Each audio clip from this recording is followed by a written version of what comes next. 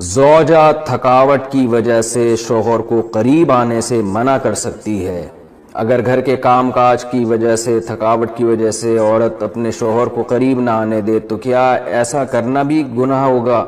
یہ مسئلہ اگرچہ حیا کے خلاف ہے، اور میں خاتون کا نام بھی اناؤنس نہیں کرنا چاہ رہا جنہوں نے پوچھا ہے، تو حیا کے خلاف ہے مسئلہ، لیکن یہ بہت زیادہ پوچھا جاتا ہے اور اس میں بہت سارے گھرانے مبتلا ہیں، اس لیے میں بیان کر رہا ہوں۔ اور حدیث میں اس میں بہت واضح احکام ملتے ہیں۔ آپ صلی اللہ علیہ وسلم نے فرمایا جو عورت شوہر کو قریب نہ آنے دے اور شوہر اس کی وجہ سے ناراض ہو کے سو جائے تو اس عورت پر پوری رات فرشتے لعنت کرتے ہیں۔ بہت شدید وعید ہے۔ وجہ اس کی ظاہر ہے کہ اللہ نے مرد میں یہ سیکشول ڈیزائرز بہت زیادہ رکھی ہیں۔ اگر عورت اپنے شوہر کا اس معاملے میں ساتھ نہیں دے گی تو مرد کے قدم جائیں گے گناہوں کی طرف۔ وہ دفتر میں لڑکیوں کو دیکھے گا، وہ ٹھرکی بنے گا جو کہ بن رہے ہیں آج کل۔ تو عورت پر لازم ہے کہ وہ زینت اختیار کرے اور مرد کو کسی اور کے پاس جانے کے قابل نہ چھوڑے وہ، تاکہ مرد بھی اس سے محبت کرے اور وہ ادھر ادھر جو منہ مار رہا ہے اس سے بچے۔ دیکھیں یورپ میں تو اس کو جرم سمجھا جاتا ہے کہ بیوی کی پرمیشن کے بغیر شوہر اس کے پاس چلا جائے، وہ جرم سمجھتے ہیں۔ وجہ اس کی یہ کہ ان کے ہاں بے حیائی کو اتنا بڑا جرم ہی نہیں ہے۔ وہ اگر مرد کل دن میں کسی اور کے پاس چلا جائے تو وہ اس کو اتنا سیریس نہیں لیتے۔ اسلام میں تو یہ بہت بڑا جرم ہے کہ آپ کے لیے اللہ نے جو زوجہ کو بنایا آپ اس کے علاوہ کسی اور کے پاس کیوں جا رہے ہیں؟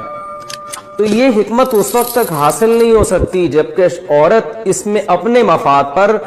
شوہر کے مفاد اور شریعت کے مفاد کو ترجیح نہ دے۔ تو جب تک عورت کو کوئی بیماری نہ ہو، ہاں بیماری ہے تو ایک الگ بات ہے، عورت اگر بیمار نہ ہو تو اس کے لیے جائز نہیں ہے کہ وہ اپنے شوہر کو اپنے قریب آنے سے روک دے۔ تو اصل مسئلہ تو یہی ہے۔ لیکن شوہر کو بھی بہرحال یہ چاہیے کہ اگر اس پہ بہت زیادہ غلبہ نہیں ہے اور اسے گناہ کا خطرہ نہیں ہے اور وہ یہ سمجھ رہا ہے کہ زوجہ کام کاج کی وجہ سے بہت زیادہ تھک گئی ہے، اس کی نیند میں بہت خرابی ہوگی، تو شوہر کے لیے بہرحال اخلاقیات کا تقاضا یہ ہے کہ کہیں بھاگی نہیں جا رہی ہے، زندگی بھر آپ کے ساتھ ہی ہے، تو تھوڑا سا اپنی خواہش کو آپ کنٹرول کر لیں۔ اخلاقیات کا تقاضا ہے۔ قانون تو ایسے موقع پہ شوہر کا ساتھ دے گا، اسلامی قانون عورت کو برا کہے گا، لیکن اخلاقیات بھی کوئی چیز ہوتی ہیں، بھئی آج کے بجائے صبر کر لو تو اور اپنے آپ کو کنٹرول کر لو۔ تو کبھی کبھار اگر ایسا ہوتا ہے تو شوہر کو چاہیے کہ وہ اخلاقیات کا مظاہرہ کرے اور بیوی کو مجبور نہ کرے۔ لیکن بہرحال قانون یہی ہے کہ عورت کے لیے اپنے آپ کو روکنا جائز نہیں ہے، کیونکہ اس میں عورت کا کوئی خاص نقصان بھی نہیں ہوتا۔ انرجی تو مرد کی یوٹیلائز ہوتی ہے بہت زیادہ، تو عورت جس کا زیادہ نقصان نہیں ہو رہا اور مرد جس کا بیڑا غرق ہونے کا خطرہ ہے، اس کی نیند خراب ہو سکتی ہے رات کی اور پھر اگلے دن اس کو گناہ کا خطرہ ہے۔ جب انسان کی ڈیزائرز پوری نہیں ہوتی وہ تو بعض دفعہ درندہ بن جاتا ہے۔ یہ جو آج کل اتنے واقعات ہو رہے ہیں ریپ کے اور جو قتل کے واقعات ہو رہے ہیں اور یہ جو بدماشیاں پھیل رہی ہیں، یہ زیادہ تر انہی لوگوں کی ہے جن کی یہ حلال طریقے سے خواہش پوری نہیں ہو رہی اور وہ مطمئن نہیں ہو پا رہے، تو وہ پھر اس طرح کی حرام کاریوں کی طرف جاتے ہیں۔ تو اس لیے شریعت نے بہرحال حکم دیا ہے کہ اس معاملے میں عورت شوہر کا ساتھ دے۔ تمہاری عورتیں تمہارے لیے بمنزلہ کھیت کے ہیں، حرث عربی میں کھیت کو کہتے ہیں، تو بمنزلہ کھیت کے ہیں۔ جیسے بیج ڈالا جاتا ہے کھیت میں اور اس سے پیداوار بڑھتی ہے، تو عورت کی جو ایک حیثیت ہے، نیچر نے جو اس کی ایک حیثیت متعین کی ہے، وہ بھی ایک نسل بڑھانے کا ذریعہ ہے، جس میں مرد کا جو اسپم ہے وہ بطور بیج کے ہے اور جو اولاد ہے وہ ایک پیداوار کی طرح ہے۔ تو اللہ نے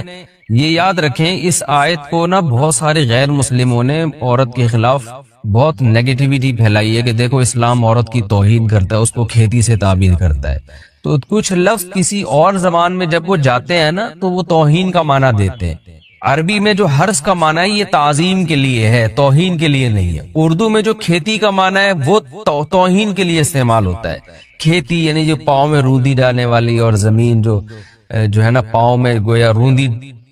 اس کو روندا جا رہا ہے، تو اس لیے اس کا اردو میں بالکل اسی طرح جو لوگ ترجمہ کر دیتے ہیں کہ عورتیں تمہاری کھیتیاں ہیں، تو یہ ترجمہ میرا خیال ہے اس لیے درست نہیں ہے کہ اردو میں اس کا مفہوم ہی چینج ہو جاتا ہے۔ یعنی گویا ایک عزت کے لیے جو لفظ اللہ نے استعمال کیا وہ ذلت کا ذریعہ بن جاتا ہے۔ تو اس لیے کسی بھی زبان میں جب ہم کسی بھی لفظ کا ترجمہ کرتے ہیں تو اس زبان کے ہمیں محاوروں کو دیکھنا چاہیے کہ اس زبان میں یہ لفظ کس معنی میں استعمال ہو رہا ہے۔ مثال کے طور پر ہو سکتا ہے کتا کا لفظ کسی زبان میں وفاداری کے لیے استعمال ہوتا ہو، کسی کو لوگ ڈاگ کہتے ہو تو اس کا مقصد ہوتا ہے وفادار انسان ہے، لیکن ہمارے یہاں اردو میں گالی ہے وہ، اور آپ بولیں کہ بھئی وہ فلاں قوم ڈاگ کہتی ہے تو ہم کتا کہیں گے، تو آپ جب اس کا ترجمہ اردو میں کریں گے تو کتے سے نہیں کر سکتے۔ تو اسی طرح یہ عربی کا جو لفظ ہے اس میں بھی یہ چیز غور یعنی ملحوظ رہنی چاہیے، تو اس لیے اس کا ترجمہ کیا جائے گا تمہاری عورتیں تمہارے لیے پیداوار بڑھانے کا ذریعہ ہے، نسل بڑھانے کا ذریعہ ہے۔ فاتو حرثکم، تم اپنے اس نسل بڑھانے کے ذریعے کے پاس آؤ، انا شئتم جیسے چاہو، وقدموا لانفسکم، اور اپنے نفسوں کے لیے آگے بھیجو، یعنی اولاد کی نیت سے آیا کرو زوجہ کے پاس اور آخرت کے لیے انتظام کرو، یعنی اولاد پیدا کر کے جو تاکہ دنیا اور آخرت میں تمہارے لیے فیوچر میں تمہارے لیے کام آئے، دنیا بھی داخل ہے آخرت بھی داخل ہے۔ تو یہ اس آیت کا بھی ایک شان نزول ہے کہ صحابہ کرام تو چونکہ جو خواتین تھیں مکہ میں صدیوں سے وہ لوگ آباد تھے، ان کے سفر خاص طور پہ عورتوں کے سفر بہت ہی کم ہوا کرتے تھے، تو جب ہجرت ہوئی ہے اور جو ہے نا ہجرت کر کے بہت ساری صحابیات مدینہ آئی ہیں، تو مدینہ میں ان کے نکاح دوسری قوموں میں ہوئے، پھر انصار صحابہ سے بھی ہوئے، تو چونکہ تقویٰ تھا ان خواتین میں، للہیت تھی، تو بعض جگہ ایسے واقعات ہوئے کہ میاں بیوی کے جو آپس کا ریلیشن ہوتا ہے، ظاہر ہے وہ ہر قوم میں اور ہر جو ہے نا شخص کا مزاج دوسرے سے مختلف ہوتا ہے، تو بعض مردوں نے اس طرح سے اپنی زوجات کے ساتھ ہم بستری کی کہ ان خواتین کو پھر اشکال ہوا کہ پتہ نہیں اس طرح سے ہم بستری کرنا جائز بھی ہے یا نہیں ہے، تو انہوں نے نبی صلی اللہ علیہ وسلم سے یہ مسئلہ پوچھا کہ یا رسول اللہ ہمارے شوہر ہمارے پاس اس طرح سے آتے ہیں تو کیا یہ جائز ہے یا نہیں، تو ان کے سوال کو بھی مبہم رکھا گیا اور قرآن نے اس کے جواب کو بھی کنایتاً بیان کیا، کیونکہ مسئلہ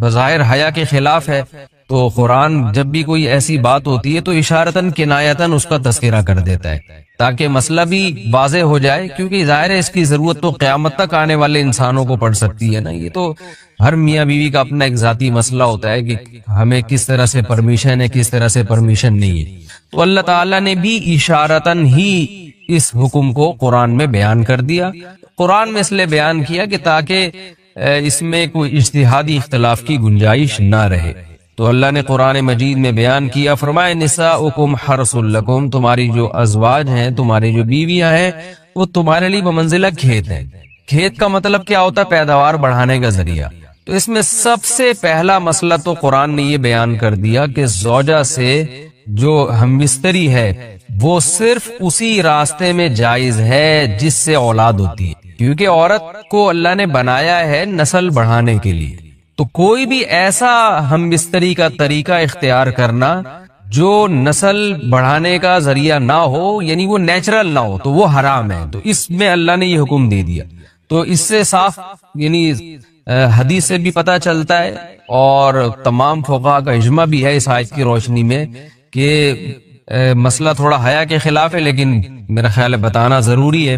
کہ پچھلے راستے سے عورت سے ہم بستری کرنا بالکل حرام ہے، ناجائز، اور نبی صلی اللہ علیہ وسلم کی اس پہ بہت شدید لعنت ہے، بہت شدید وعید ہے، تو یہ بالکل اللیگل ہے اسلام میں کہ عورت کے پچھلے راستے سے اسے ہم بستری کی جائے۔ جو لوگ لڑکوں سے بدفعلی کے عادی ہوتے ہیں ان کو یہ ایک چسکا لگ جاتا ہے، تو یہ حرام ہے، ناجائز ہے، کیونکہ اللہ نے بتا دیا کہ یہ تمہارے لیے بمنزلہ کھیت کے ہیں۔ تو اس میں قرآن نے وہ جو سوال تھا نا اس کی طرف اشارتاً جواب دے دیا، اور آگے فرمایا فاتو حرثکم، تم اپنے کھیت کے پاس آؤ، یعنی پیداوار بڑھانے کا جو ذریعہ ہے اس جگہ کی طرف آؤ، انا شئتم جیسے چاہو، یعنی باقی جس طرح سے تم چاہو زوجہ سے ہم بستری کر سکتے ہو، اس میں کوئی خاص طریقہ متعین نہیں ہے، میاں بیوی کا ایک دوسرے سے کوئی پردہ نہیں ہے، ہن لباس لکم انتم لباس لہن، یہ دونوں ایک دوسرے کے لیے لباس ہیں، تو اس میں طریقہ کار کوئی بھی ہو سکتا ہے کسی بھی طرح سے کرنا چاہو ایک دوسرے سے لطف اندوز ہو سکتے ہو، لیکن فاتو حرسکم آنا موضع حرس میں ہے۔ حرس کا مطلب اس جگہ کی طرف آنا ہے جہاں سے نسل بڑھتی ہے، کسی اور راستے کی طرف۔ اس سے صاف طور پر جو ہے نا وہ جو فاسق فاجر لوگوں کی جو برائی ہے، جو لڑکوں سے بدفعلی کے نتیجے میں پیدا ہوتی ہے، اس کا اللہ نے قلع خما کر دیا کہ اس کی اسلام میں بالکل اجازت نہیں ہے۔ باقی طریقہ کار کیا ہوگا یہ تمہارے اوپر، اس کی اللہ نے تمہیں اجازت دی ہے۔ وَقَدِّمُوا لِأَنفُسِكُمْ، اور چونکہ بار بار حرس کا متحدہ عرب امارات، اگر کوئی عورت کسی اگر کوئی خاتون خود لذتی کرے اور انزال نہ ہو تو ایسی صورت میں غسل فرض ہوگا یا نہیں؟ حیا کے خلاف مسئلہ ہے، لیکن آج کل پوچھا جا رہا ہے بہت زیادہ۔ تو یہ بیماری آج کل عورتوں میں بھی آ گئی خود لذتی کی۔